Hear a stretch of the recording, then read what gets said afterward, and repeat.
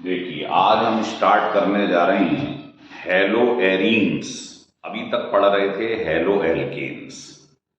Arenes का मतलब क्या होता है वो सब हम बताएंगे, और हमारे कोर्स में जो है, चाहे वो बोर्ड हो, नीट हो, चाहे जेईई हो, सबके अंदर हम देखेंगे कि क्लोरोबेंजीन ही हमारे कोर्स में है ना। वैसे ब्रोमोबेंजीन पढ़ लो, लगभग रिएक्शन सेम ही। इसको हम पढ़ने जा रहे हैं। ये हमारे YouTube चैनल का नाम है विट्सर शॉर्टकट की, है ना। इसको हम पढ़ेंगे, तो आप ढंग से देखिए इसे, ठीक है।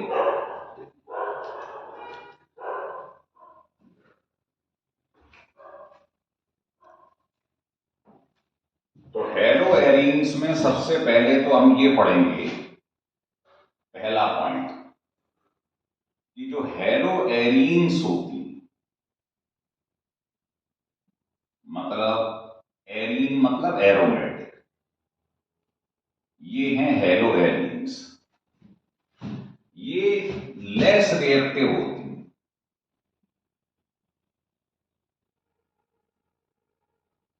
Less reactive. किसके लिए? टुवर्ड्स न्यूक्लियोफिलिक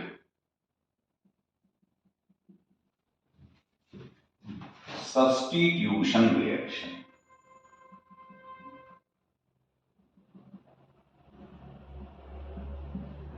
आप कहेंगे क्यों क्यों ऐसा, तो समझ लीजिए बात।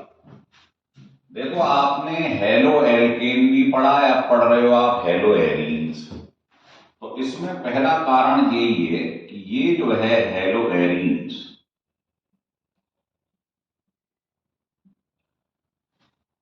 है ना, इसके अंदर आप क्या देखेंगे कि देखो, हेलोजन के ऊपर है लोन पेयर और वो सिंगल बॉन्ड से अटैच है। तो आपको मालूम है इसके अंदर क्या हो जाएगा? रेजोनेंस। और जब इसके अंदर रेजोनेंस होगा, ये इलेक्ट्रॉन पेयर इधर आ जाएगा, ये इधर आ जाएगा, ऐसी पढ़ते हैं ना। तो ये इसका रेजोनेटिंग स्ट्रक्चर बन जाएगा। यहां कैसा चार्ज आ जाएगा? ये एज इट इज रहेंगे। ये इसका रेजोनेटिंग स्ट्रक्चर बन गया। यहां जब ये पेयर आएगा तो यहां इलेक्ट्रॉन्स की कमी हो जाएगी। तो ऐसे आप रेजोनेटिंग स्ट्रक्चर बनाते हैं, है ना। तो मैं उसमें नहीं पढ़ना चाहूंगा, बस ये बताऊंगा कि लास्ट में जब आप हाइब्रिड स्ट्रक्चर बनाएंगे तो ये डबल बॉन्ड पूरा अंदर घूमेगा, है ना। तो इसको आप ऐसे बना देंगे, और डबल बॉन्ड यहां भी आ रहा है, तो इसको हाइब्रिड में ऐसे बनाते हैं। तो ये बताइए, रेजोनेंस की वजह से, पहले यहां सिंगल था लेकिन रेजोनेंस की वजह से ये आ गया, इसको बोलते हैं पार्शियल डबल बॉन्ड करेक्टर। ये SN1 SN2 में भी आपको बताया गया। तो डबल बॉन्ड आ जाएगा तो बॉन्ड एनर्जी बढ़ जाएगी। तो क्या C और Cl में Cl आसानी से निकल पाएगा? क्योंकि आप जानते हो, ये देखो, अगर आप इसका रिएक्शन एक्वस QH पे कराओ तो ये न्यूक्लियोफाइल कब अटैक करेगा? जब Cl इजीली बाहर निकल जाए। लेकिन रेजोनेंस की वजह से यहां पर डबल बॉन्ड आ गया है, तो ये आसानी से बाहर निकलेगा नहीं। और जब Cl निकलेगा नहीं आसानी से तो OH अटैक नहीं करेगा। इसलिए इसकी न्यूक्लियोफिलिक रिएक्शन जो हो रहा है, सब्स्टिट्यूशन, उसमें रिएक्टिविटी कम है ना। तो आप लिख लो, ड्यू टू रेजोनेंस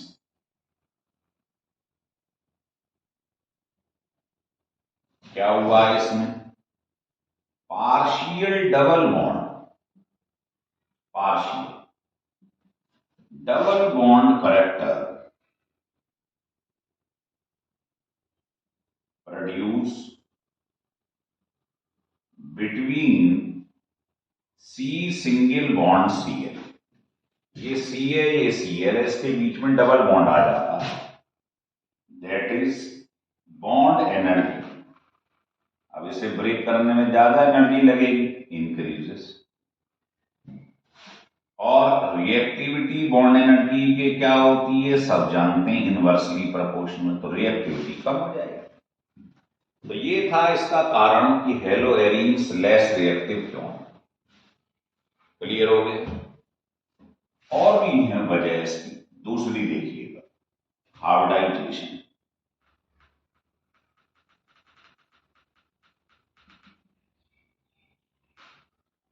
देखिए आप अगर इसमें देखें, यहीं पे देखिए तो बताइए यहां सी है, तो सी किससे अटैच है, डबल बॉन्ड से, तो इस पे क्या होगा, sp2। और जो आप हेलो एल्कीन पढ़ रहे थे पहले, हेलो एल्कीन, तो बताओ इसमें सी और सी में सिंगल बॉन्ड है और ये भी सिंगल बॉन्ड से अटैच है, तो इस कार्बन पर होगा sp3 और एरीन्स में होगा sp2। तो यहां हम लिख सकते हैं कि जो हेलो एरीन्स हैं, एरीन मतलब एरोमेटिक, उसमें कार्बन पे कौन सा हो रहा है, sp2। और जो हेलो एल्कीन है, हेलो एल्कीन, इसमें हो रहा है sp3। तो बताइए इसमें s और p में 1:2 का रेशियो है, इसमें 1:3 का है, तो s करेक्टर ज्यादा इसमें होगा। तो so that s character in hello arenes is greater than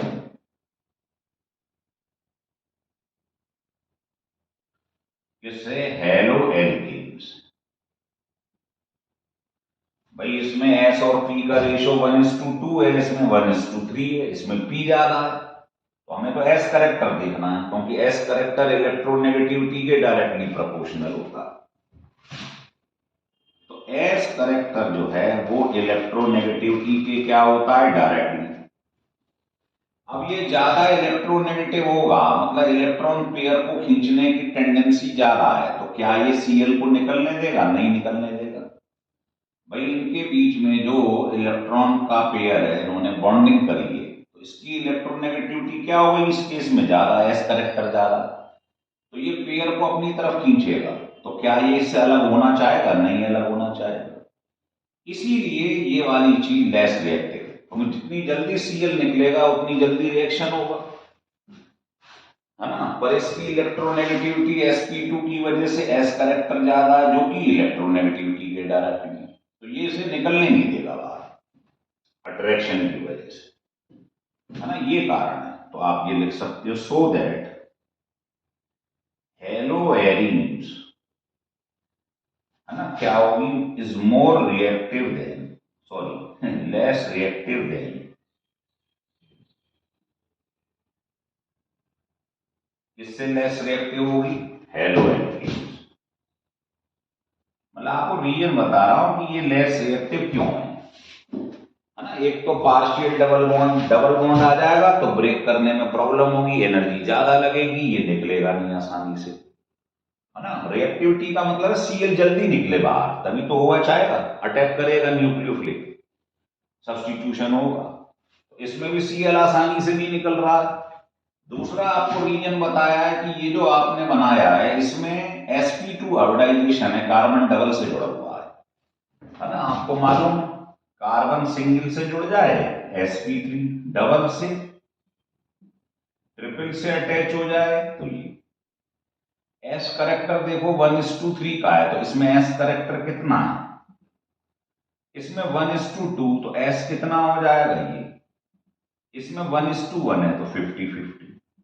S character तो हम जानते हैं, 11th में भी सीखा, S करेक्टर जिसका ज्यादा होता है उसकी इलेक्ट्रोनेगेटिविटी ज्यादा होती है ना। तो इसमें sp2 है, सिंगल बॉन्ड, हेलो एल्केन में sp3, तो sp2 मतलब S करेक्टर ज्यादा है, तो इलेक्ट्रोनेगेटिविटी ज्यादा है। इलेक्ट्रोनेगेटिविटी होता है इलेक्ट्रॉन पेयर को अपनी तरफ खींचने की टेंडेंसी, तो जब ये इसे खींचेगा, अट्रैक्ट करेगा, तो ये इसे बाहर नहीं निकलने देगा, है ना। जैसे दो आदमी हैं A और B, और A कहता मैं B को अट्रैक्ट करूंगा, दोस्ती है दोनों में, तो उसे निकलने नहीं देगा बाहर। तो ये कॉज है जिसकी वजह से आप इसे बता सकते हैं, और भी रीजन है ना, ये कारण है मेन, लिख लीजिएगा।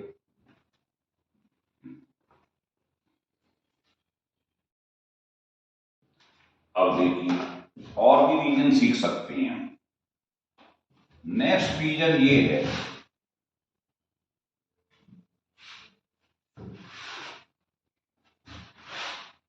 थर्ड रीजन, कि जब sp2 करेक्टर आपने पढ़ा है कि हेलो एरीन्स और हेलो एल्कीन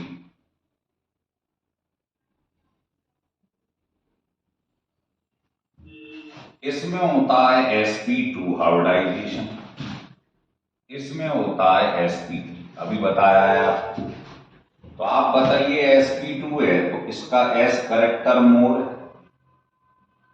तो इसकी इलेक्ट्रोनेगेटिविटी ज्यादा है, इसकी इलेक्ट्रोनेगेटिविटी ज्यादा है ना। अब इलेक्ट्रोनेगेटिविटी ज्यादा का मतलब क्या है सोचिए। इलेक्ट्रोनेगेटिविटी करेक्टर ज्यादा है इसका मतलब ये है कि ये इसको आसानी से बाहर निकलने नहीं देगा, है ना। अट्रैक्शन दोनों में, इलेक्ट्रॉन पेयर में क्या हो रहा है, अट्रैक्शन हो रहा है, तो इसकी पोलरिटी क्या हो जाएगी, लेस। तो लिख लो ये लेस पोलर होता है, किससे, हेलो एल्केन्स। और आप सबने पढ़ा है जो डाइपोल मोमेंट होता है म्यू, वो पोलरिटी के डायरेक्टली प्रोपोर्शनल, है ना। तो जब ये इसे निकलने ही नहीं देगा अट्रैक्शन की वजह से, इलेक्ट्रोनेगेटिविटी ज्यादा है, तो इसकी पोलरिटी कम है। पोलरिटी कम है मतलब डाइपोल मोमेंट इसका कम है, इसका ज्यादा है। तो ये क्या हो जाएगा, लेस पोलर, मतलब इसका डाइपोल मोमेंट भी क्या होगा, कम होगा। क्लियर हो रहा है। तो एक रीजन ये भी है इसका।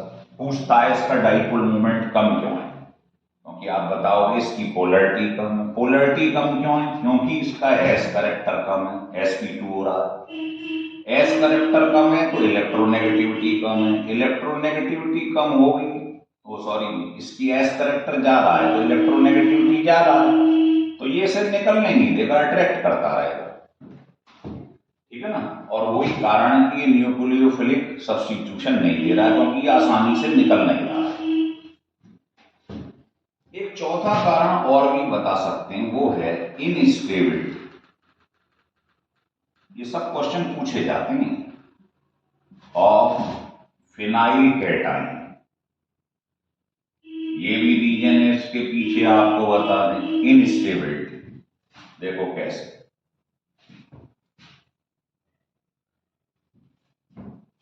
ये आपके पास मान लीजिए क्लोरोबेंजीन है या हेलो एरीन से कुछ भी बोलिए। अब आपने ये मान लिया इसका एक्वस केओएच पे रिएक्शन कराया और Cl निकल गया, तो Cl अगर यहां से निकल जाएगा सोचिए, तो इसका इंटरमीडिएट जो बनेगा ये बन जाएगा। भाई ये नेगेटिव निकल गया, यहाँ पॉजिटिव चार्ज आ गया, कैटाइन बन गया। अब आपको मालूम है इसके अंदर जो होता है वो पाई बॉन्ड होता है, मतलब पाई इलेक्ट्रॉन्स होते हैं जो अंदर घूमते रहते हैं, तो ये इलेक्ट्रॉन रिच होता है। जो बेंजीन रिंग होती है ये होती है इलेक्ट्रॉन रिच।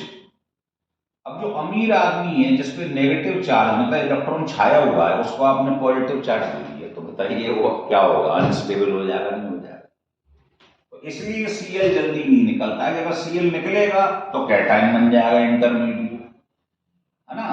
इसीलिए आपने सुना होगा ये SN1 रिएक्शन जो होता है जिसका इंटरमीडिएट कार्बोकैटाइन होता है, वो इस रिएक्शन को नहीं देता, है ना। सुना है ना आपने कि जो फिनाइल कार्बोकैटाइन होती या विनाइल कार्बोकैटाइन होती हैं, ये SN1 रिएक्शन नहीं देती। क्यों नहीं देती, कारण मैंने बता दिया, क्योंकि इस पे sp2 हो रहा है और इसमें इलेक्ट्रॉन क्लाउड अंदर बन जाता है, मतलब ये इलेक्ट्रॉन रिच होता है और उसको पॉजिटिव चार्ज दे दिया, नेगेटिव जो होना चाह रहा है उसे पॉजिटिव दे दिया तो अनस्टेबल हो जाएगा। ऐसे ही इसमें C डबल बॉन्ड C, इसमें भी क्या है sp2 करेक्टर, इसमें भी sp2, मतलब sp2 मतलब ये इलेक्ट्रोनेगेटिव है, ये माइनस आई इफेक्ट शो करता है ना, खींचता है इलेक्ट्रॉन, और आपने इसको पॉजिटिव चार्ज और दे दिया, तो जो इलेक्ट्रोनेगेटिव होता है उसको आपने पॉजिटिव चार्ज दे दिया तो अनस्टेबल हो जाएगा। तो इनके जो कैटाइंस होते हैं फिनाइल के और विनाइल के, ये अनस्टेबल होती है, ये बनना ही नहीं चाहेंगे।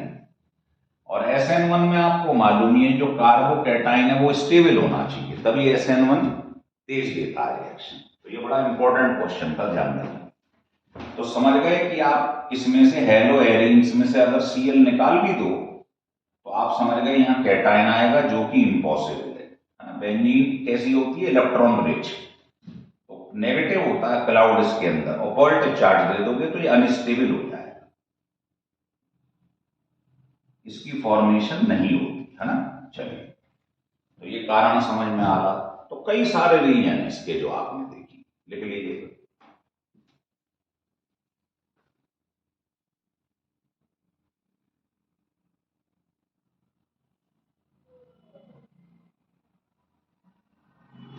हटा दें। चलिए, अब हम स्टार्ट करने जा रहे हैं बच्चों। ये तो थे कुछ रीजन जिससे मालूम पड़ गया हेलो एल्कीन लेस रिएक्टिव होती हैं, हेलो एरीन्स, हेलो एल्कीन्स, है ना। अब हम स्टार्ट करेंगे क्लोरोबेंजीन, हेडिंग डाल। देखिए, तो इसके जो मेथड ऑफ फॉर्मेशन है, प्रिपरेशन है, उसके 4 तरीके होते हैं। पहला होता है direct chlorination, chlorination of benzene. Benzene का क्लोरीनेशन करवा दो। ये देखिए, ये बेंजीन है, इसका क्लोरीनेशन मतलब क्लोरीन का रिएक्शन करवा दो डिफ्यूज्ड सनलाइट में, है ना। तो क्या होगा, आपको मालूम है सारे एरोमेटिक कंपाउंड जो होती हैं वो इलेक्ट्रोफिलिक सब्स्टिट्यूशन रिएक्शन होती है, याद रखना इस बात को। ऑल एरोमेटिक कंपाउंड ये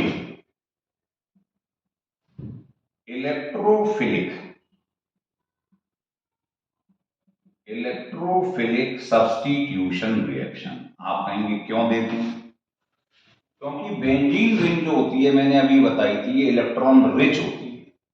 इसमें क्या होता है, इलेक्ट्रॉन पूरे अंदर बेंजीन के अंदर क्या करते हैं, रिवॉल्व करते रहते हैं।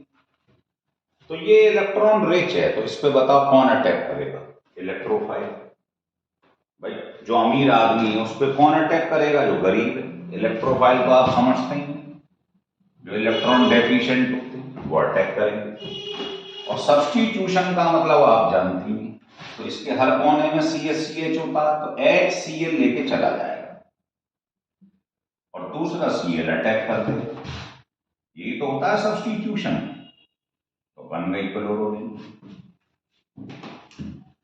दूसरा इसका तरीका ये है, लिखो सेंडमेयर रिएक्शन। ये बहुत ही इंपॉर्टेंट रिएक्शन, क्योंकि ये नेम्ड रिएक्शन, ये बेंजीन डाइजोनियम क्लोराइड से उठाया है N2Cl। ये है बेंजीन डाइएजोनियम, ये ग्रुप कहलाता एजो ग्रुप, डाइएजोनियम क्लोराइड। होता क्या है, आपने इसका सेंडमेयर रिएक्शन करवा दिया है, तो आप इसके संग CuCl ले लो एंड HCl ले लो, हीट कर दो। आप इसके संग CuCl ले लो तो यहां HCl लेना पड़ेगा, ये सेम होना चाहिए ध्यान रखो। अगर आप यहां पर CuBr ले लो तो HBr लेना पड़ेगा। रिएक्शन से क्या होगा देख लीजिए, सिमेट्री देखिए। जितने भी आप देखोगे डाइजोनियम वाले रिएक्शन है आपको पढ़ाएंगे, वो 2 टाइप के होते हैं। एक रिप्लेसमेंट जिनमें N2 निकल जाता है, एक कपलिंग जिनमें N2 बना रहता है। तो ये सब रिप्लेसमेंट रिएक्शन है, इसमें क्या होता है, N2 रिलीज हो जाता है। ये इसको प्लस माइनस लिख लो, CuCl बाहर निकल जाता है, क्योंकि N2 के ऊपर प्लस होता है, इस पे माइनस होता है। तो जब N2 निकलेगा तो इसका प्लस इसका माइनस CuCl निकल जाएगा, बचा हुआ Cl अटैक कर देता है। समझ में आ गई बात? क्लोरोबेंजीन बन गई, बाहर क्या निकला N2 और CuCl, ये कैटेलिस्ट है, ध्यान रख लेना HCl। अब ऐसे ही इसमें सिमेट्री लगा दो, N2 बाहर निकल जाएगा, CuCl बाहर निकल जाएगा, बचा क्या Cl, लगा दीजिए।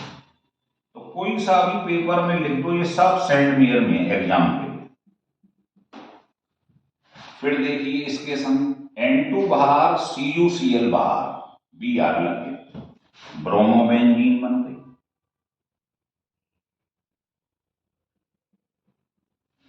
समझ में आ गई बात? तो ये बड़ा इंपॉर्टेंट रिएक्शन है, ध्यान रख लेना, लिख लीजिए।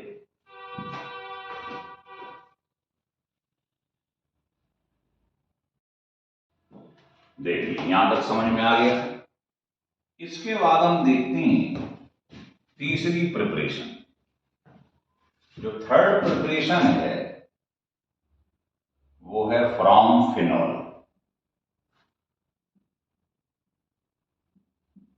फिनॉल से क्लोरोबेंजीन कैसे बनाते हैं? देखिए ये मेरे पास फिनॉल है, इसका रिएक्शन मैंने PCl5 पे करा दिया। ये हेलो एल्केन में खूब पढ़ाया हुआ है। PCl5 का काम है OH हटाएं और Cl लगा दो, ये लगा दिया, हीट कर दिया इसे, ये बन गया। और बाई प्रोडक्ट ध्यान होंगे, मैंने पूरा डिटेल में PCl5 पढ़ाया हुआ है। इसको कहते हैं phosphorus oxychloride. Main product chlorobenzene बन गई। अगर मान लो in case of excess of phenol, ये बुक में कम दिया है लेकिन मैं बता दे रहा हूं, अगर मान लो फिनॉल एक्सेस में होती तो क्या होगा? तो आप लिख लो, अगर फिनॉल एक्सेस में होती है ना, और आप PCl5 का रिएक्शन करा देते, तो ये बनता है, लिख लो, और प्लस HCl। अनबैलेंस रिएक्शन है, बैलेंस नहीं है, बता दूं पहले। समझ में आ रहा है? इसका नाम है ट्राइफिनाइल फॉस्फेट।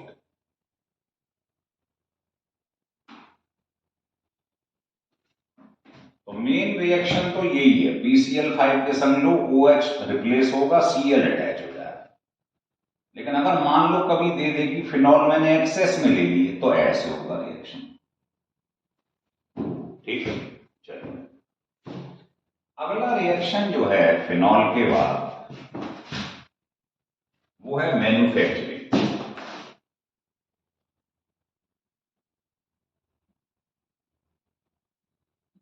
मैन्युफैक्चर कैसे करती है? मतलब बहुत ज्यादा बनाना हो, इसे फैक्ट्री में बनाना हो, इंडस्ट्री में बनाना हो, तो कैसे बनाएंगे? देखिए, तो आप बनाएंगे इसे बेंजीन से। इसका रिएक्शन आपने HCl और एयर पे करवा दिया, लिख लीजिए।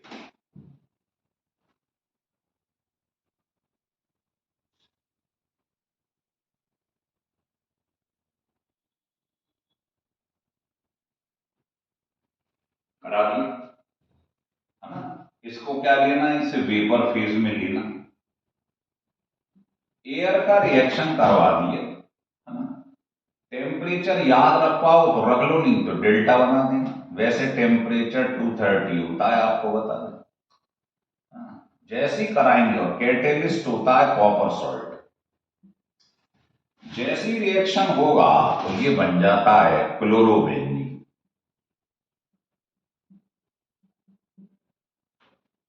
बैलेंस करना चाहो 2 ले लो, 2 ले लो, ठीक है ना। और यहां ले लो हाफ O2, हो गया बैलेंस। ये क्लोरोबेंजीन है, इसको कहते हैं रेसजिक प्रोसेस। रेसजिक प्रोसेस, तो ये इसकी मैन्युफैक्चरिंग। फिजिकल प्रॉपर्टी बहुत आसान होती है, क्योंकि फिजिकल प्रॉपर्टी का मतलब है लर्न करने वाली चीज। पहला, ये कलरलेस लिक्विड होता है। दूसरा आप कहेंगे ये इनसॉल्युबल होता है वाटर में, क्योंकि इसमें हाइड्रोजन बॉन्डिंग नहीं हो रही। तो हेलो एल्केन हो चाहे हेलो एलिन हो, सब पानी में इनसॉल्युबल होती है due to absence of hydrogen bonding. लिख लीजिए,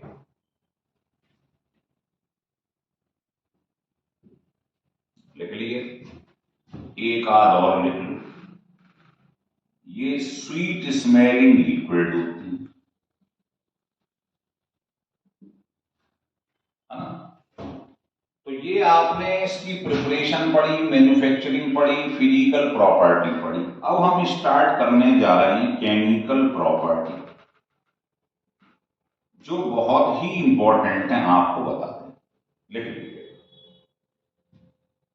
तो एक एक करके स्टार्ट करेंगे हम।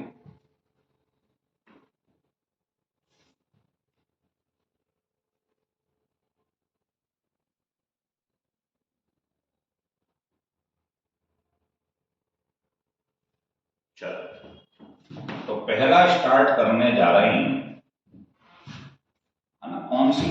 न्यूक्लियोफिलिक। पहले लिख लो, न्यूक्लियोफिलिक सब्स्टिट्यूशन रिएक्शन स्टार्ट कर रहे हैं। तो इसमें पहला है डाउ प्रोसेस।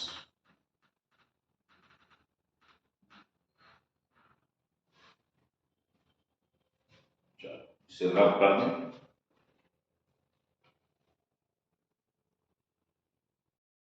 देखिए, तो अब हम लेने जा रहे हैं डाउ प्रोसेस।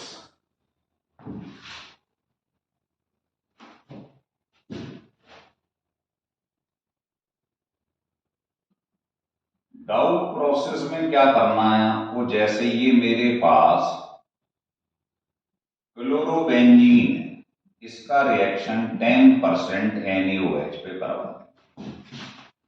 टेम्परेचर रटने वाली चीज है ना, हाई टेम्परेचर होता है, लिख लो चाहो तो। और इसमें अंडर प्रेशर लिख दो, तो कंफ्यूज नहीं होगे कभी, याद रखने की जरूरत ही नहीं। होगा क्या, सब जानते हैं, है ना। न्यूक्लियोफिलिक रिएक्शन मतलब न्यूक्लियोफाइल अटैक करेगा तो NaCl निकल जाएगा, और न्यूक्लियोफाइल मतलब नेगेटिव अटैक कर देगा, फिनॉल बन जाएगा। रिएक्शन टफ नहीं है ना। लेकिन इसमें एक बात ध्यान रख लो, प्रेशर और टेम्परेचर जरूर लिख देना, क्योंकि न्यूक्लियोफिलिक रिएक्शन जो होती है हेलो एलिन आसानी से नहीं देती है। आपको कई बार शुरू में यही से बताया, इनकी रिएक्टिविटी बहुत कम होती है, बड़ी मुश्किल में Cl बाहर निकलता है। इसलिए आपको यहाँ टेम्परेचर प्रेशर लिखना ही लिखना है। अगर भूल जाओ तो डेल्टा बना देना इसके लिए, और यहां लिख देना अंडर प्रेशर, कभी गलत नहीं होगा, है ना। तो डाउ प्रोसेस इंपॉर्टेंट। दूसरा लिख लो, फॉर्मेशन ऑफ एनिलीन।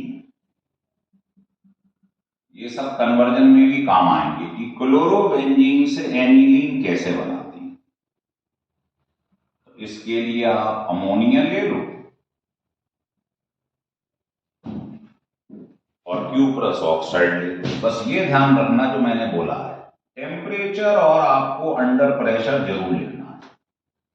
टेम्परेचर याद रहे तो बहुत बढ़िया, नहीं तो कोई बात नहीं, जबरदस्ती मत लेना अगर नहीं याद होती। होगा क्या, बैलेंस कर लेती हैं तो बैलेंस कर लेती हैं। तो ये दोनों Cu और 2 Cl, तो Cu2Cl2 बाहर, और ये अटैक कर देता है, क्योंकि ये न्यूक्लियोफाइल है, इस पे लोन पेयर होता है, ये अटैक कर देता है। तो आपके पास एनिलीन बन जाएंगे 2 मॉलिक्यूल, और बाकी बैलेंस कर लो H2H2। तो ये एनिलीन की फॉर्मेशन हो जाती है। ये भी बड़ा इंपॉर्टेंट रिएक्शन है, ये ध्यान रख लो। जिसपे लोन पेयर होता है वो न्यूक्लियोफाइल होता है। नहीं मालूम है तो हमारा वीडियो है टाइप ऑफ रिएजेंट, बहुत डिटेल में, तो उस पर आप विस्सर शॉर्टकट की लिख के उसमें लिख देना आप टाइप ऑफ रिएजेंट, पूरी डिटेल में, इलेक्ट्रोफिलिक, न्यूक्लियोफिलिक, एम्बीडेंट, न्यूक्लियोफिलिसिटी, पूरी डिटेल में मिलेगी आप। तो समझ में आ गया, ये लिख लीजिएगा फॉर्मेशन ऑफ एन।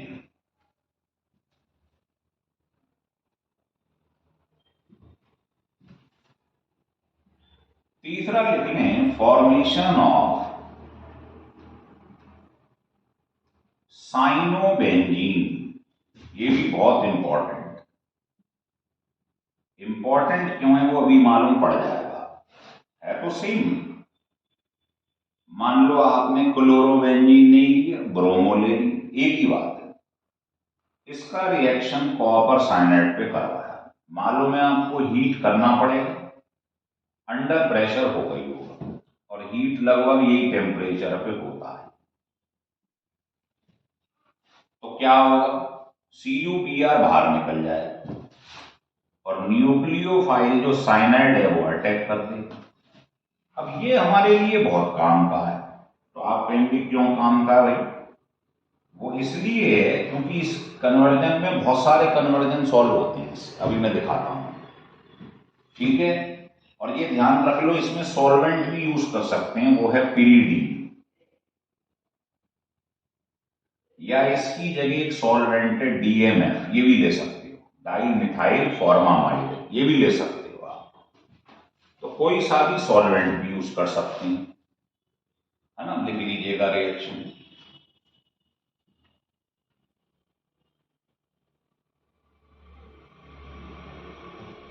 हटा दूं, चलिए।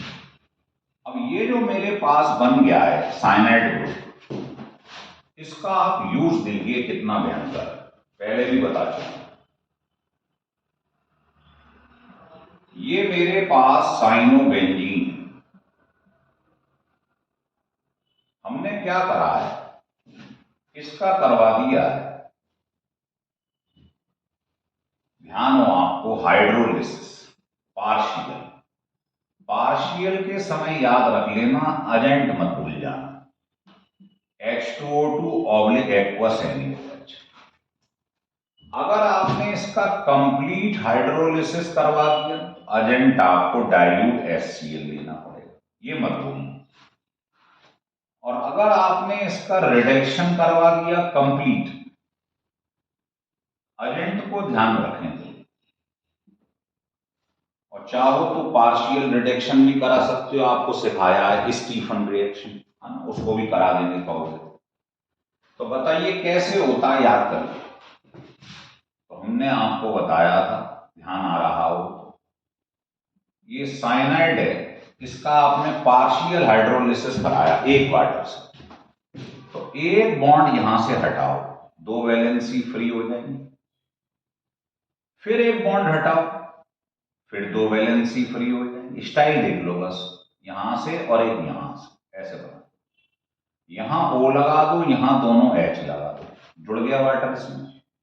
तो ये बन गया CONH2, मतलब आप इसको एमाइड कह सकते हैं, इसका नाम है बेंजामाइड। फिर समझा देता हूं, घबराओ। ये देखो, ये जो मेरे पास साइनो ग्रुप लगा हुआ है, आप जानते हो जिसमें डबल बॉन्ड या ट्रिपल बॉन्ड होता है वो एडिशन रिएक्शन देती है। कैसे? एक बॉन्ड हटा, जब एक बॉन्ड हटता है तो उसके बगल वाले एटम से 2 वैलेंसी फ्री हो जाती है, पढ़ा है आपने, हाइड्रोकार्बन में भी पढ़ा, एल्कीन में। और फिर एक बॉन्ड हटा तो फिर 2 वैलेंसी फ्री होगी, एक ऐसे, स्टाइल देखो आप, एक ऐसे। क्यों? मुझे वाटर ऐड करना है तो O तो वहां जुड़ेगा ना, उसकी वैलेंसी 2 है, और H को यहां लगा दो, तो ये CONH2 ग्रुप एमाइड ग्रुप होता है, इसका नाम हो जाएगा बेंजामाइड। अगर आपको साइनोबेंजीन से बेंजामाइड बनाना हो तो एक स्टेप में बना सकते हैं कन्वर्जन। अब आपने कंप्लीट हाइड्रोलिसिस कराई, इसीलिए ऑर्गेनिक को बार बार याद करो और लिख के याद करो, हवा में याद नहीं होती है।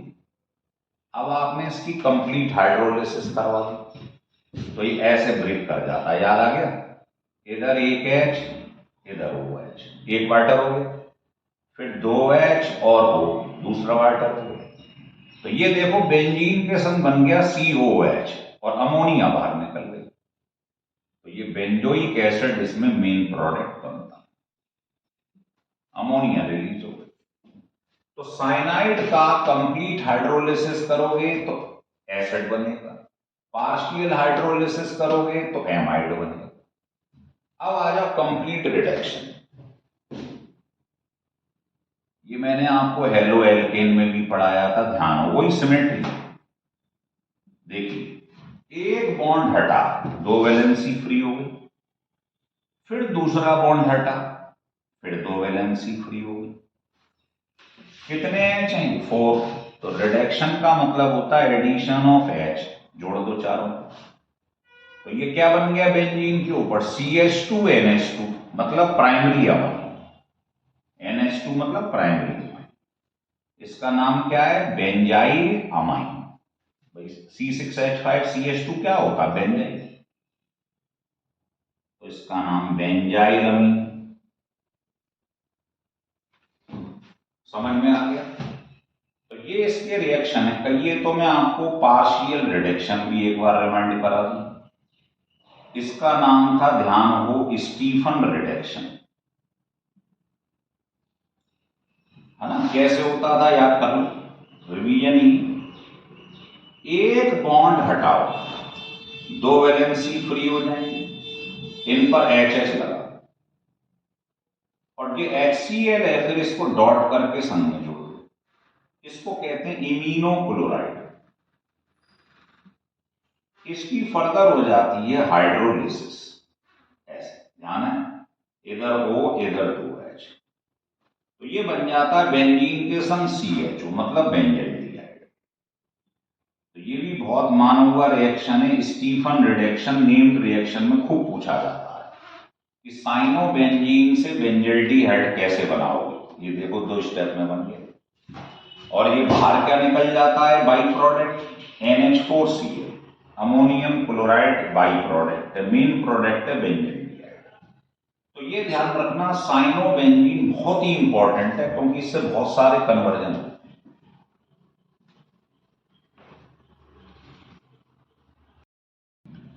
देखिए ये हो गया क्लियर एकदम आपको। अब नेक्स्ट रिएक्शन आप लिखिए। अब आपको ये बता रहे हैं कि क्या इफेक्ट पड़ता है, इफेक्ट ऑफ सब्स्टिट्यूएंट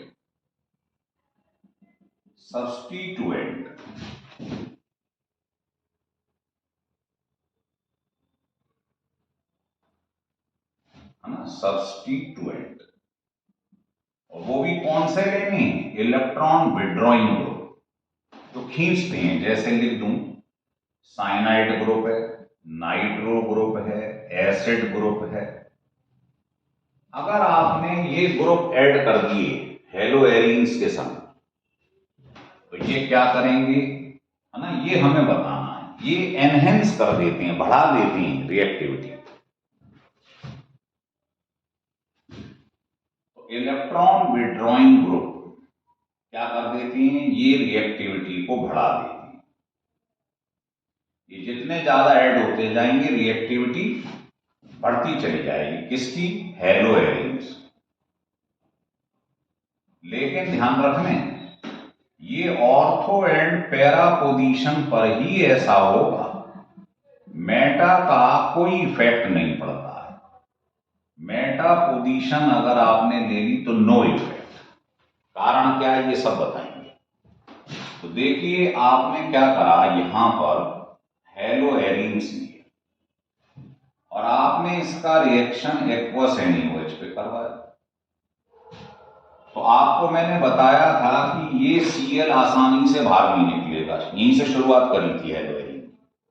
तो न्यूक्लियोफाइल आसानी से रिएक्शन नहीं करेगा। लेकिन अगर मैं यहां पर हाई टेम्परेचर ले लूं और अंडर प्रेशर ले लूं तो ये रिएक्शन कर जाता है, NaCl निकल जाएगा, OH लग जाएगा, फिनॉल बन जाएगा। ये तो पढ़ा है ना आपने।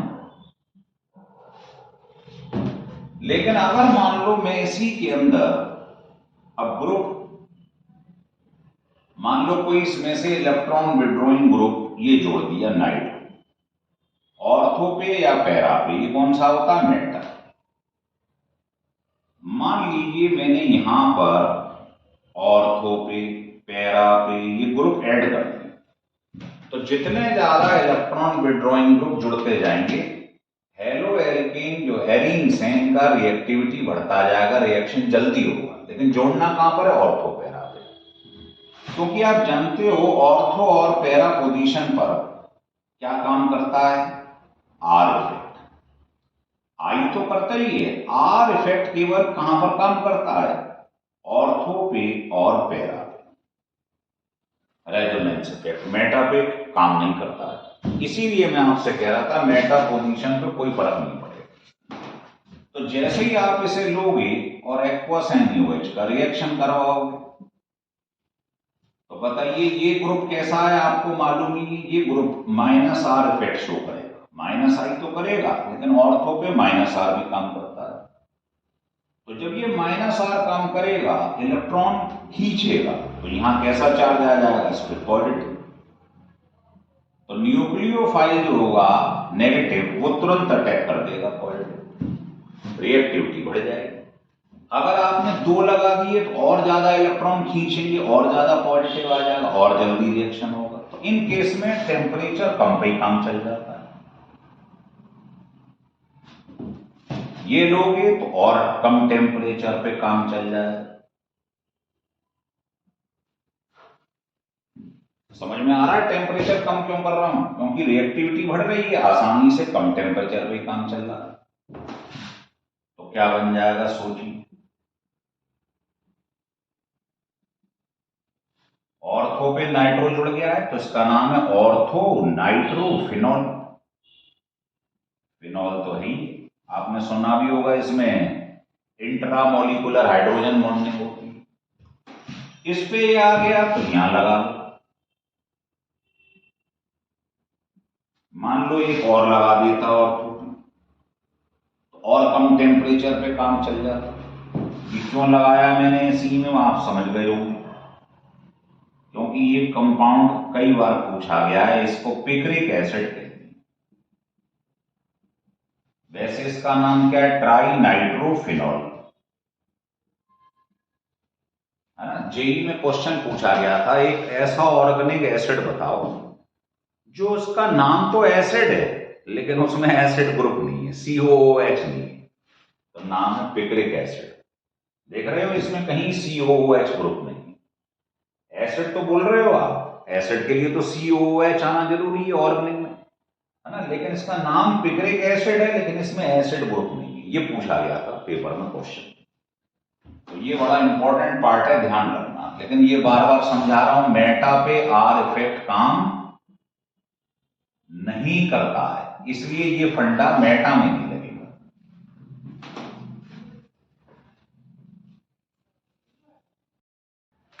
हो गया क्लियर। एक एक रिएक्शन को समझ के पढ़िएगा, तब मजा आएगा। अब आपने रिएक्शन करा दिया, हेडिंग डाल दो रिएक्शन विद मेटल। ये भी बड़ा इंपॉर्टेंट पार्ट है। आप कहेंगे क्यों, वो इसलिए कि इसमें ज्यादातर नेम्ड रिएक्शन, जैसे आपने रिएक्शन करा दिया, मान लीजिए सोडियम, तो इसमें पहला नेम्ड रिएक्शन है फिटिंग रिएक्शन,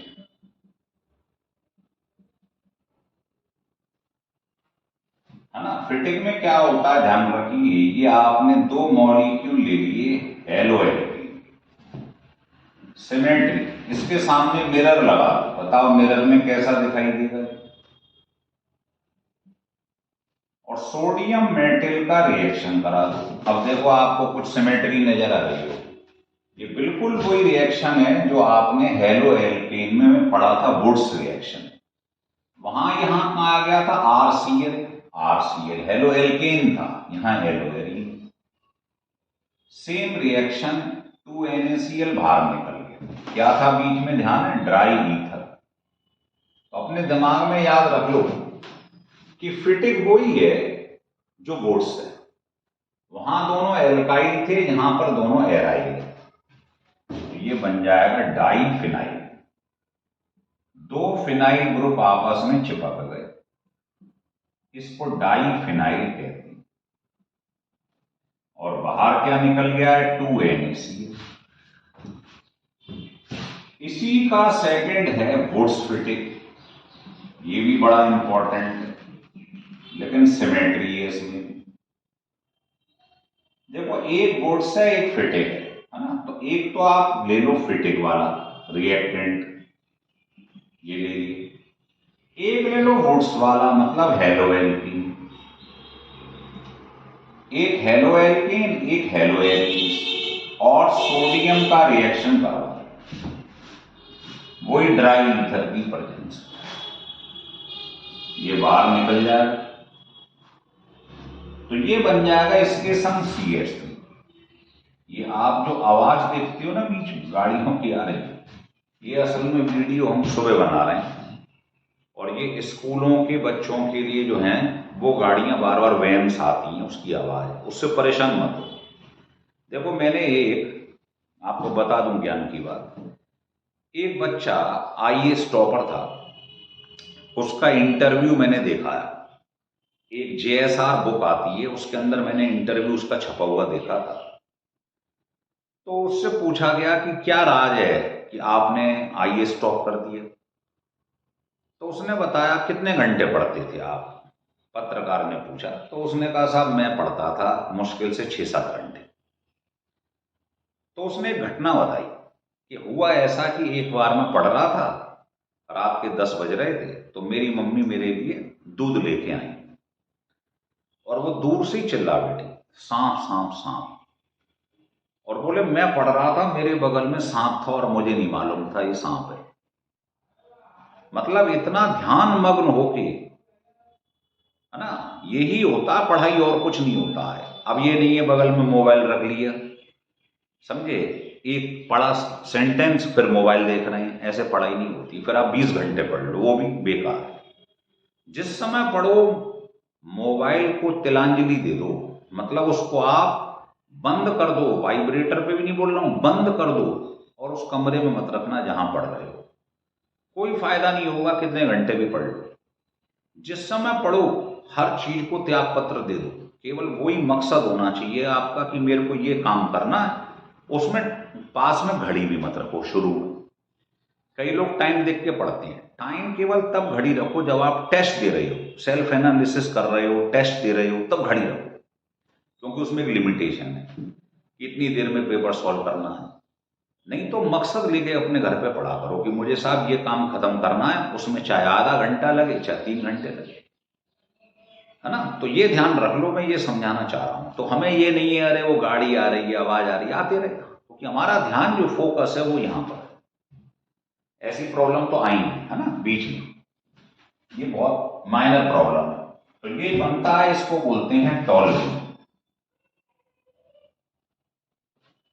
2NaCl बाहर निकल गई, तो सिमेट्री से पढ़ोगे बड़ी जल्दी पढ़ लो। और वुड्स में क्या होता था, ध्यान में ऐसे दो मॉलिक्यूल ले लेते वुड्स में, हेलोएल्केन में बताया था। तो ये दो नेम्ड रिएक्शन बहुत इंपॉर्टेंट है। फिटिंग में दोनों हेलो एरीन्स लेनी, वुड्स फिटिंग में वुड्स वाला लेना है एल्किल हैलाइड, और हेलो एरीन्स दोनों की मिक्स फॉर्म लेनी है, रिएक्शन सेम है। तो ये था रिएक्शन विद सोडियम। अब हेडिंग डालेंगे reaction with copper. Reaction with copper में रिएक्शन का नाम है उल्मन रिएक्शन। रिएक्शन ऐसा लगेगा आपको कि वही सोडियम वाला है। देखो इसको क्लोरो ना देकर आयोडोबेंजीन देती, रिएक्शन सेम है, इसकी मिरर इमेज ले लो, वही दिखाई देगा सामने, जैसे फिटिक था बिल्कुल वैसा ही, बस क्लोरो की जगह आयोडो आ गया है और सोडियम की जगह कॉपर आ गया है ना। 2 आई रिप्लेस होंगे, 2 ले लो, तो सोचिए वही ड्राई ईथर की प्रेजेंस है, ये बाहर निकल जाएगा और क्या बन जाएगा, डाईफिनाइल। लिख लो, तो डाईफिनाइल बन जाएगा साहब, ये डाईफिनाइल जो अभी बताया था आपको, फिटिंग रिएक्शन सेम।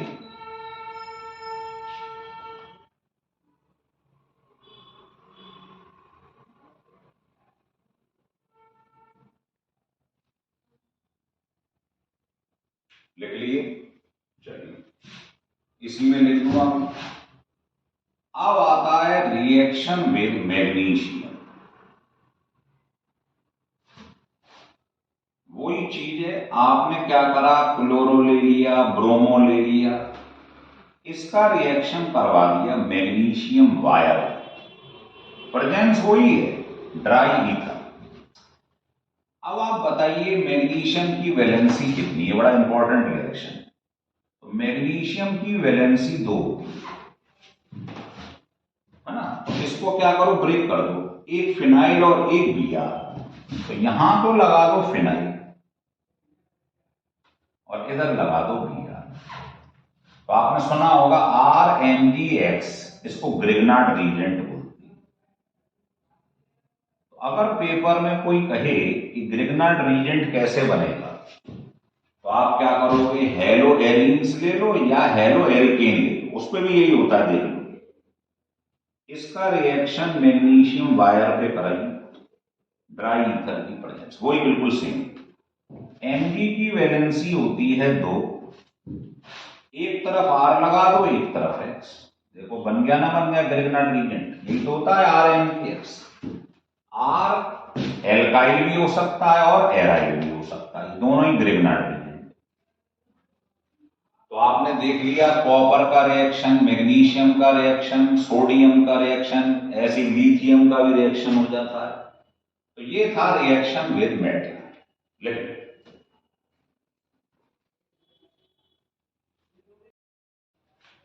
लिख लिया, चलिए अब इसके आगे देखते हैं। अब आपको एक चीज बता रहे हैं, ढंग से सुन लेना, नोट करके लिख रहा हूं। वो ये है कि जो हेलो एरीन्स होती, जो हम पढ़ रहे हैं, ये लेस रिएक्टिव होती, मतलब ये देर में रिएक्शन करती। कौन सा, इलेक्ट्रोफिलिक सब्स्टिट्यूशन रिएक्शन, ये देर में करती हैं। किसके comparison, as compared to benzene. आप कहेंगे ऐसा क्यों, देखिए पहला पॉइंट तो ये याद रखें। दूसरा ये है कि जो रिएक्शन के बाद ड्यूरिंग रिएक्शन जो पैरा प्रोडक्ट है, ये मोर स्टेबल होता है, मतलब इसका फॉर्मेशन ज्यादा होगा ना। Para product is obtained in more extent, more extent में वही बनता है जो मोर स्टेबल होता है देन ऑर्थो प्रोडक्ट। ये 2 बात आपको याद रखनी। अब मैं स्टार्ट करता हूं, ऐसा क्यों होगा। देखो ये हेलो एरीन्स है, तो आपको मालूम है बेंजीन से अगर हेलोजन जुड़ जाता है तो ये Ca, ये Cl है, ये ज्यादा इलेक्ट्रोनेगेटिव इलेक्ट्रॉन को खींचेगा, इसे कहते हैं -I। तो -I और -R में हेलोजन के केस में -I ज्यादा डोमिनेंट होता है, इलेक्ट्रॉन खींचेगा, तो यहां इलेक्ट्रॉन की डेफिशिएंसी हो जाएगी। और हमने करा दिया इलेक्ट्रोफाइल, मतलब पॉजिटिव का रिएक्शन। तो पॉजिटिव पॉजिटिव में क्या होगा, रिपल्शन। तो बताओ क्या होगा, चीज लेस रिएक्टिव होगी, रिएक्शन नहीं करेगी आसानी से, रिपल्शन की वजह से ये आ नहीं पाएगा। और बेंजीन में ऐसा कुछ है नहीं, आपको मालूम है कोई ग्रुप नहीं जुड़ा हुआ है ना। अगर मैं बेंजीन ले लूं तो आपको मालूम ही है इसके अंदर क्या होती है, इलेक्ट्रॉन डेंसिटी बहुत होती है। इसीलिए इलेक्ट्रोफाइल तुरंत अटैक कर देता है, ये मोर रिएक्टिव होता है। समझ में आ रही है बात? तो ये तो इसका रीजन है। लेकिन अब मैं समझाता हूं कुछ रिएक्शंस, वो समझिए। पहला रिएक्शन है हैलोजिनेशन। हैलोजिनेशन का मतलब सब जानते हैं, कई बार बता चुका हूं कि रिप्लेसमेंट ऑफ हाइड्रोजन। H निकल जाएगा और हेलो ग्रुप जुड़ जाएगा बाय हैलोजन एटम या हेलो ग्रुप। देखो कैसे, ये मेरे पास क्लोरोबेंजीन है, मैंने इसका हैलोजिनेशन मतलब हैलोजन पे रिएक्शन करवा दी। और यहां पर कुछ भी ले लो, एनहाइड्रस एल्युमिनियम क्लोराइड या जिंक क्लोराइड, कुछ भी ले लो, मतलब लुईस एसिड ले लो, जिनका ऑक्टेट इनकम्प्लीट होता है, यानी में इसका रिएक्शन का नाम फ्रिडल क्राफ्ट रिएक्शन होता है। तो होगा क्या, ये जो है ये ऑर्थो पैरा डायरेक्टिंग ग्रुप होता है ना, वॉरलैंडर रूल में भी बताया। इस पे सिंगल बॉन्ड जुड़ा हुआ है, लोन पेयर है और सिंगल बॉन्ड है, तो ये चीज अटैक जो भी करेगी वो ऑर्थो और पैरा पे करेगी। तो यहां से सब्स्टिट्यूशन हो जाएगा, यहां HCl निकल जाएगा, H होता है ना कोने में CaCH, HCl निकलेगा, दूसरा Cl अटैक कर देगा। तो ऑर्थो पे भी करेगा, पैरा पे भी करेगा। लेकिन आपको बता रखा है कि पैरा वाला जो होता है प्रोडक्ट वो ज्यादा मात्रा में बनता है, ज्यादा स्टेबल है, तो ये ज्यादा बनेगा। ये मेजर है ना, ये माइनर है, मेजर ले लो, ये मेजर है, ये माइनर है, तो ये ध्यान रखना है, लिख लीजिएगा। तो समझ में आ गया हैलोजिनेशन। इसी से जुड़ा हुआ है दूसरा, नाइट्रेशन। देखिए नाइट्रेशन में क्या होता है,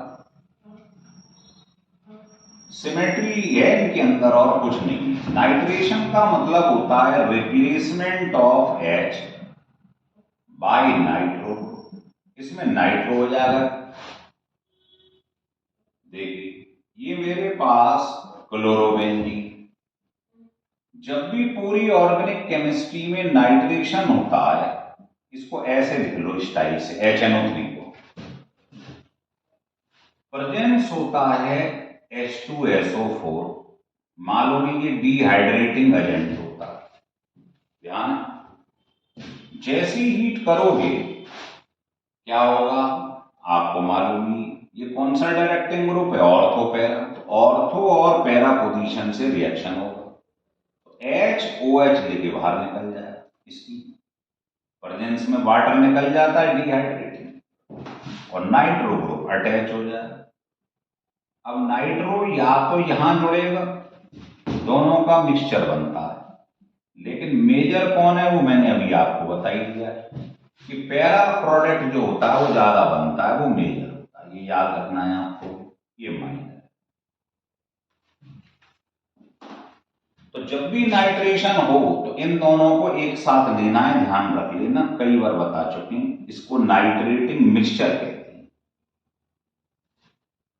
इसका नाम है नाइट्रेटिंग मिक्सचर। इसका काम है वाटर निकालना डिहाइड्रेटिंग, और ये रिएक्शन कर जाता है। इसको ऐसे लिखना तब समझ में आएगा।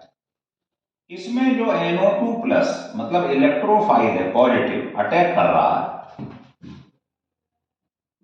ये इलेक्ट्रोफाइल है, ये भी पूछा गया कई बार। इसको कहते हैं नाइट्रोसोनियम आयन। तो ये पेपर में पूछेगा कि नाइट्रेशन होते समय कौन इलेक्ट्रोफाइल है, NO2 प्लस, है ना, लिख लीजिए। तो ये इंपॉर्टेंट है काफी।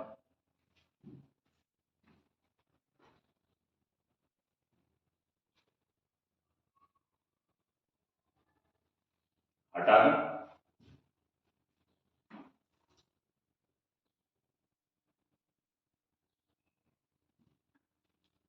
चलो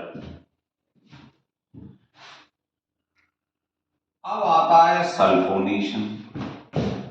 सल्फोनेशन का क्या मतलब है आपको मालूम ही।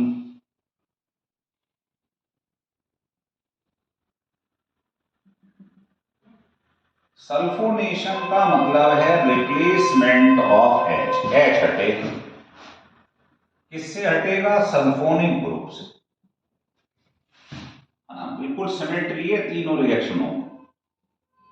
सल्फोनेशन में क्या है, H2SO4 का रिएक्शन करेंगे और हीट कर दिए, है ना। तो आप इसको स्टाइल से लिख लो तब समझ में आ जाए। इसको ऐसे लिख लो आप, तो होगा वही। कौन सा डायरेक्टिंग ग्रुप है? Ortho para. तो ऑर्थो से HOH लेके रिप्लेस हो जाए और सल्फोनिक ग्रुप अटैक कर देगा, ये लिखो।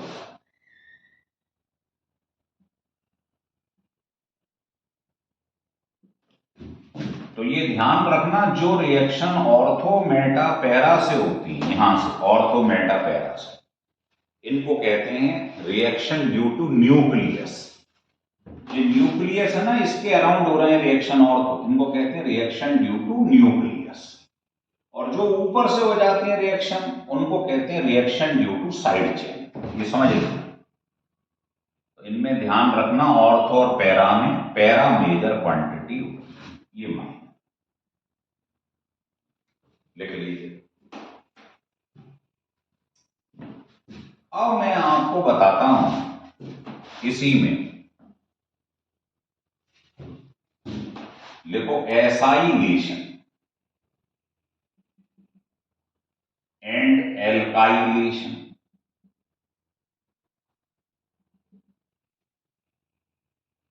मतलब कहने का ये है, ये फ्रीडल क्राफ्ट रिएक्शन, आपने इसका रिएक्शन एसिटिल क्लोराइड पर करवा दिया। ये जो CH3CO ग्रुप है, इसको एसिटाइल बोलती है या एसाई बोलती है। तो इस रिएक्शन का नाम एसिटाइलेशन या एसाइलेशन है, एक ही बात है। और मालूम है फ्रीडल क्राफ्ट में पहचान क्या है? Anhydrous Lewis acid. Lewis acid जो इनकम्प्लीट ऑक्टेट, तो होगा क्या? ऑर्थो पैरा, यहां से HCl ले जाएगा और ये एसिटाइल ग्रुप अटैक कर देगा। रिएक्शन सारे सेम। तो ये बताओ बगल बगल वाले को क्या कहते हैं? ऑर्थो। तो इसका नाम हो जाएगा ऑर्थो क्लोरो, और इसका नाम सब जानते हैं, बेंजीन पर ये जुड़ जाए, एसीटोफिनोन। मालूम है, कई बार बता चुके हैं। जैसे ये ऑर्थो पे लगा है ऐसे ही पैरा पे, दोनों का मिक्सचर बनता है। और कई बार बता चुके हैं, ज्यादा कौन बनता है? पैरा। तो अगर आपने एसिटाइल क्लोराइड का रिएक्शन कराया तो इसको बोलते हैं एसिटाइलेशन या एसाइलेशन। एसिटाइल को एसाइलेशन भी बोलते हैं। और अगर यही रिएक्शन आपने एल्काइलेशन मतलब एल्किल हैलाइड पे करवा दिया, मान लो वही प्रेजेंस है, तो वही होना, यहां से HCl लेके चला जाए और CH3 अटैच हो जाए। इसका नाम क्या है? ऑर्थो क्लोरो, और इसे कहते हैं टोल्यूइन। तो ये ऑर्थो क्लोरो टोल्यूइन बन जाए ऐसे पैरा। और आपको मालूम ही है ज्यादा कौन बनेगा? ये वाला। तो रिएक्शन बहुत टफ नहीं है, सिमेट्री से पढ़ोगे बड़ी जल्दी याद हो जाएंगे। लिख लीजिएगा।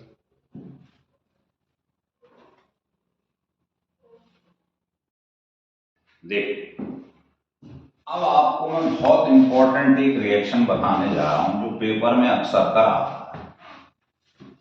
वो है फॉर्मेशन ऑफ DDT। बहुत इंपॉर्टेंट रिएक्शन। इसमें करते क्या है, ये आपने पढ़ा था, ध्यान होगा, क्लोरोफॉर्म भी, इसे क्लोरल बोलते हैं। इसका रिएक्शन आप हेलो एरिन्स पे क्लोरोबेंजीन के 2 मॉलिक्यूल पे करवा दिए। ये क्लोरोबेंजीन है, स्टाइल सीखा करो बस, ऑर्गेनिक में और कुछ नहीं है। क्लोरोबेंजीन के 2 मॉलिक्यूल और आपने बीच में ले लिया है डिहाइड्रेटिंग एजेंट, जिससे वाटर निकल जाए, हीट कर दो। तो देखो ये जो क्लोरोबेंजीन है, आपको मालूम है हर कॉर्नर में CH लिखा रहता है, H को जरा बाहर निकालना। तो 2 मॉलिक्यूल क्लोरोबेंजीन का रिएक्शन क्लोरल के संग करा दिए, वाटर बाहर निकल गया। अब कुछ मत करो आप, इसको दोनों बॉन्ड से ऐसे जोड़ दो, तो ये बन जाएगा CCl3CH। मतलब अपना कुछ एक्स्ट्रा दिमाग लगाने की जरूरत नहीं, बस इसको जोड़ दो आप, मतलब वाटर निकल गया, यहां बॉन्ड से दोनों को जोड़ दो। इसी का नाम है DDT। फुल फॉर्म क्या है? Dichloro, 2 chloro group, diphenyl, 2 phenyl group, 3 chloro में ट्राई क्लोरो, और 2 कार्बन की एल्केन को सब जानते हैं ईथेन बोलते हैं। तो ये इसका पूरा फुल फॉर्म है DDT का, dichloro diphenyl trichloro ethane. और सब बच्चे जानते हैं ये इंसेक्टिसाइड होता है, लेकिन इसको आजकल यूज नहीं कर रहे हैं। मैंने बताया था DDT के टॉपिक में ध्यान होगा, क्योंकि ये वाटर में इंसॉल्युबल है और ये बायोडिग्रेडेबल नहीं है, अपने आप डिसॉल्व नहीं होता है, तो नेचर के लिए बहुत नुकसानदेह होता है ना। फिश के लिए तो विशेष रूप से बहुत ज्यादा टॉक्सिसिटी दिखा देता है, विषैलापन दिखाता है, मछली मर जाती है इससे। तो ये रिएक्शन बहुत ही इंपॉर्टेंट है, क्लोरल का रिएक्शन क्लोरोबेंजीन, DDT की फॉर्मेशन लिख। देखिए अब 2 रिएक्शन आपको और दिखाएंगे, फिर हमारा हेलो एरिन्स खत्म हो जाएगा। देखिए ये हमारे पास क्लोरोबेंजीन है, इसका रिएक्शन मैंने सोडियम मिथॉक्साइड पे करवा दिया है। क्या नाम है इसका? सोडियम, 1 कार्बन है तो मिथॉक्साइड। अगर आप 2 कार्बन ले लेते तो इसका नाम हो जाता सोडियम इथॉक्साइड। इसमें क्या है, आप कैटेलिस्ट ले लो कॉपर सॉल्ट और इसे हीट कर दो, ऐसे ही। तो यहां से NaCl बाहर निकल जाए, NaCl बाहर निकल जाएगा, तो ये जो बनेगा इसका नाम है एनीसोल। इसको एनीसोल कहते हैं, या इसका दूसरा नाम हो जाएगा मिथॉक्सीबेंजीन। तो इसको मिथॉक्सीबेंजीन भी कहते हैं। एक और नाम और हो जाएगा मिथाइल फिनाइल ईथर, तो इसको मिथाइल फिनाइल ईथर भी कहते हैं, लेकिन ये नाम जो है कॉमन नेम बहुत इंपॉर्टेंट है, एनीसोल। सेम देखो इसमें भी NaC, ये निकल गया NaCl, ये बन गया, इसका नाम है फेनिटॉल। और दूसरा नाम सोचो सिमेट्री से, तो इसको बोलेंगे इथॉक्सीबेंजीन, इथॉक्सीबेंजीन। और तीसरा नाम ethyl phenyl ether, ethyl phenyl ether, ये तीसरा नाम हो जाए। तो ये रिएक्शन भी बहुत इंपॉर्टेंट है दोनों, formation of anisole and formation of phenetole. अब लास्ट रिएक्शन बोल के इस चैप्टर को समाप्त करेंगे, है रिडक्शन। ये आपने क्लोरोबेंजीन ले लिए, इसका रिडक्शन करवा दिया। रिडक्शन करते समय एजेंट जरूर याद रखें, ये होता है निकेल एल्यूमिनियम एलॉय, हीट कर, इसको मत भूल जाना गलती से, ये रिड्यूसिंग एजेंट होगा। क्या? HCl बाहर निकलेगा, और दूसरा H लग जाएगा। सब्स्टिट्यूशन का तो मतलब जानती हैं आप, एक चीज हटेगी दूसरी लग जाएगी, HCl निकल गया। तो इसमें क्या हुआ, H ऐड हो गया, मतलब इसका रिडक्शन हो गया तो बेंजीन बन गई। तो क्लोरोबेंजीन के रिडक्शन से बेंजीन बन गई। अब आप यूजेस देखेंगे तो आपको क्लोरोबेंजीन का यूज है, एक तो ये सॉल्वेंट की तरह यूज होता है, और दूसरा आपने पढ़ लिया है थोड़ी देर पहले, क्या बनाने के काम आता है, DDT, बहुत इंपॉर्टेंट। तो मुझे लगता है आपको हेलो एरिन्स जो है पूरा डिटेल में समझ में आ गया होगा। अगर अच्छा लगे तो बार बार कह रहा हूं, इसको सब्सक्राइब और लाइक जरूर करें। इससे क्या होता है, मोटिवेशन होता है और आगे से और वीडियो बनाने की इच्छा करती है आपके लिए, है ना। अब आगे मैं इसके ऊपर कैसे कैसे क्वेश्चन बनते हैं उस पर एक वीडियो बनाऊंगा।